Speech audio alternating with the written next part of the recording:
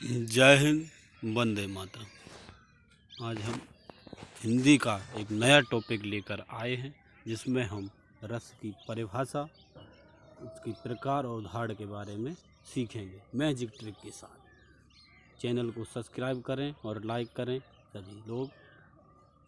चलो आगे बढ़ते हैं। देखें, सबसे पहले रस का अर्थ को समझते हैं हम।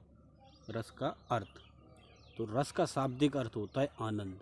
काव्य को पढ़ने या सुनने से जिस आनंद की अनुभूति होती है उसे रस कहा जाता है। मतलब कोई भी काव्य को जब हम पढ़ते हैं तो उससे जो आनंद की अनुभूति होती है वही रस कहलाता है। रस का अर्थ सर धातु से बना है, जिसका अर्थ होता है जो बहता है, अर्थात जिस भाव के रूप में हृदय से बहता है उसी को रस कहते हैं।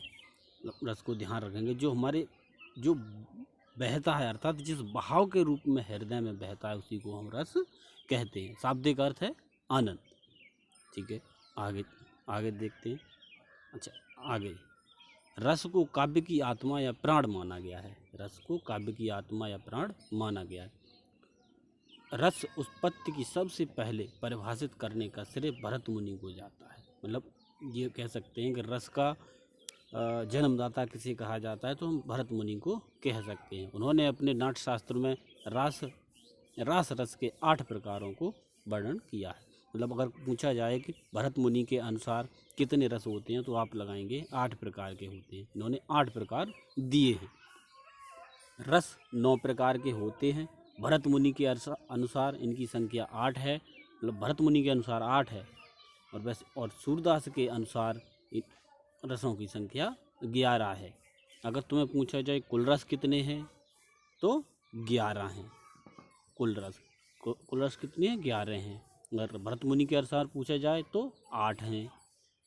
ठीक है, अगर पूछा जाए कि रस वैसे मुख्यतः कितने प्रकार के हैं, तो 9 प्रकार के। मतलब शांत रस को इसमें शामिल किया गया है। अब यहाँ पे देख लेते हैं, जैसे 9वां रस जो है वो शांत रस है।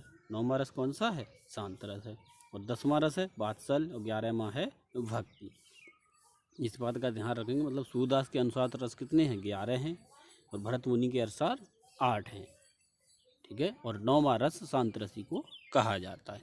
इसमें देखो हम पढ़ेंगे रस के अंग क्या क्या होते हैं। स्थायी भाव, विभाव, अनुभाव और संचारी भाव, ये 4 रस के अंग होते हैं, जिसमें ये स्थायी भाव वगैरह दिए हुए हैं। जैसे श्रृंगार रस का रति है, हास्य रस का हास है, करुण का शोक, वीर का उत्साह, अद्भुत का आश्चर्य विस्मय, भयानक का भय, और रौद्र का क्रोध, बीभत्स का जुजुत्सा, शांत रस का निर्वेद या निर्वृता, वात्सल्य रस का रति होता है, और भक्ति रस का अनुराग होता है। इस बात का ध्यान रखेंगे। ठीक है, आगे चलते हैं। अब ये पढ़ेंगे हम स्थायी भाव, विभाव, अनुभाव और संचारी भाव। मतलब रस के कितने भाग हो गए? 4 भाग हो गए। इन 4 भागों के बारे में हम पहले पढ़ेंगे। ठीक है, आगे देखो। पहले स्थायी भाव, वह भाव जो स्थायी हो, अर्थात जिसकी काफ़ी समय तक बना रहे। वर्तमान में इसकी संख्या 11 है। मतलब जितने हमारे रस होंगे उतने ही स्थायी भाव होंगे। जैसे स्थायी भाव देखो, श्रृंगार रस का क्या है? रति है। हास्य रस का हास है। करुण रस का शोक है।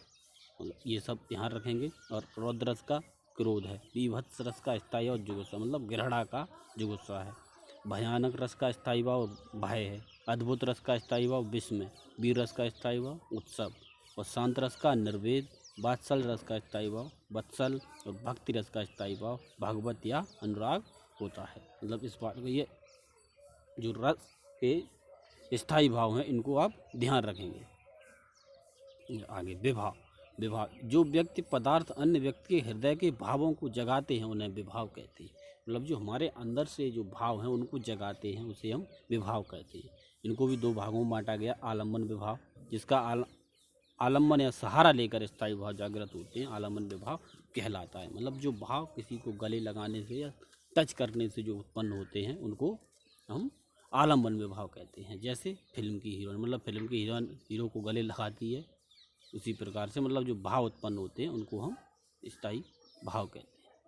ठीक है, अब विभाव में दूसरा है उद्दीपक विभाव। उद्दीपक विभाव में जिन वस्तुओं या परिस्थितियों को देखकर स्थायी भाव उद्दीप्त होने लगता है, उद्दीप्त विभाव कहते हैं। मतलब चीज़ को देखने से जो विभाव उत्पन्न होता है उसे हम उद्दीपक विभाव कहते हैं। जैसे प्रकृति सुहाना, सुहाना वातावरण चांदी, मतलब कोई चीज़ हम जो देखने से जो हमारे विभाव उत्पन्न होता है वो हम उद्दीपक विभाव कहते हैं।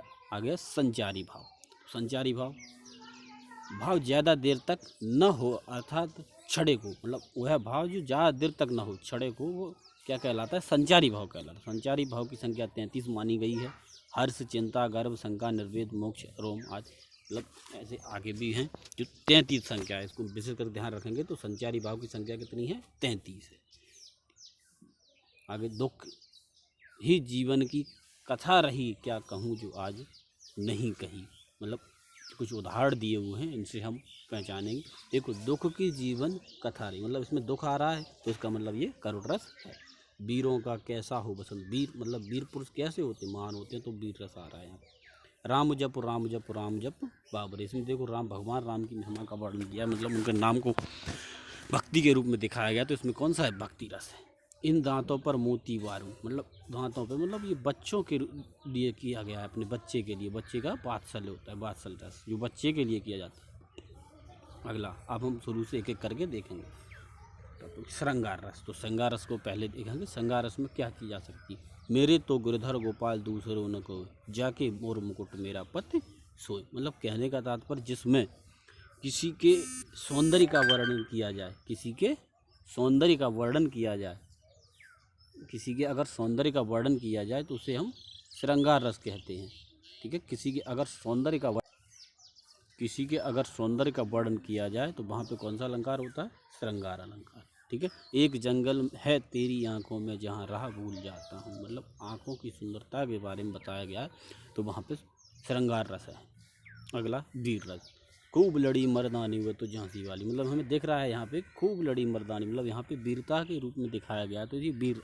यमराज से भी युद्ध में प्रस्तुत सदा मानो तुम्हें, मामा तथा निज तात से भी युद्ध में डरता नहीं, मतलब इसमें भी युद्ध के बारे में बताया गया, तो युद्ध में वीर पुरुष ही युद्ध लड़ते, इसीलिए ये वीर रस का उदाहरण है। ठीक, आगे चलें। अब आओ करुण रस। करुण, जिस बच्ची ने दुख कुछ नहीं पाया था, क्रूर हाथी ने अभी उसे रुलाया था, मतलब रोने के ऊपर आ रहा है, इसका मतलब ये करुण रस है।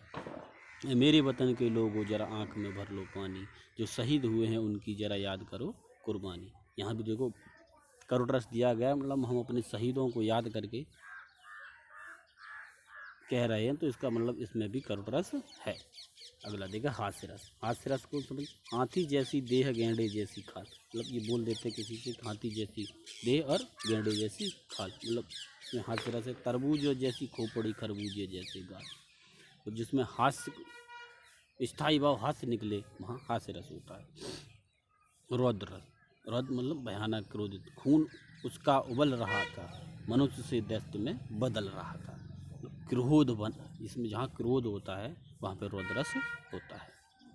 अगला देखें भयानक रस, तो भयानक रस को हम देखेंगे। भयानक, सुनसान सड़क पर सन्नाटा था चारों ओर, लग रहा था दूर भी थी भोर, लग रहा था डर दूर भी थी भोर।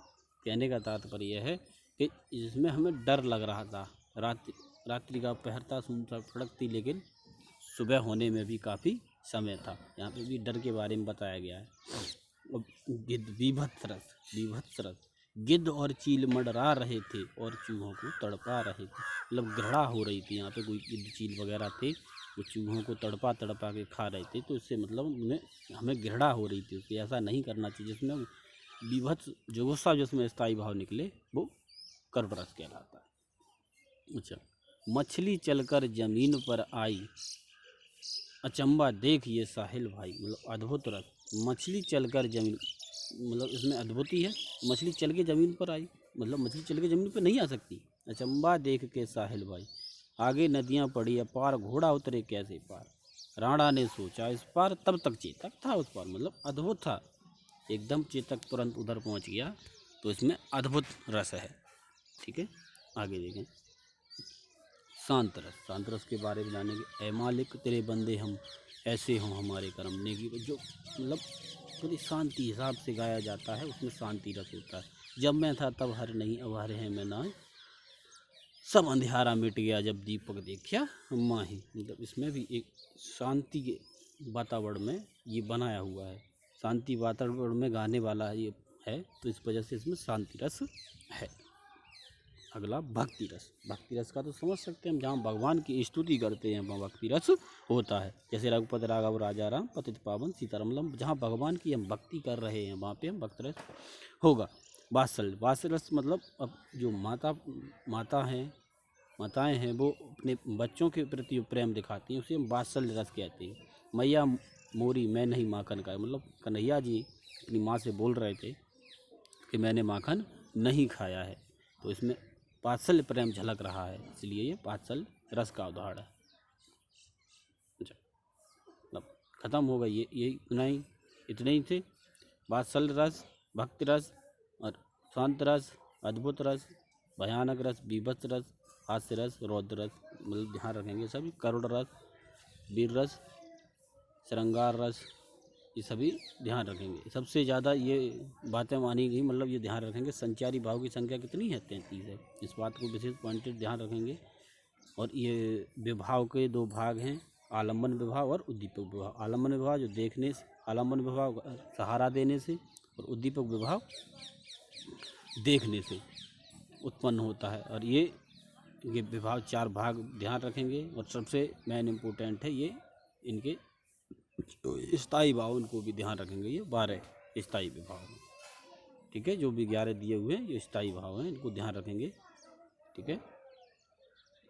यहीं पे वीडियो को बंद कर रहे हैं। जय हिंद, वंदे मातरम।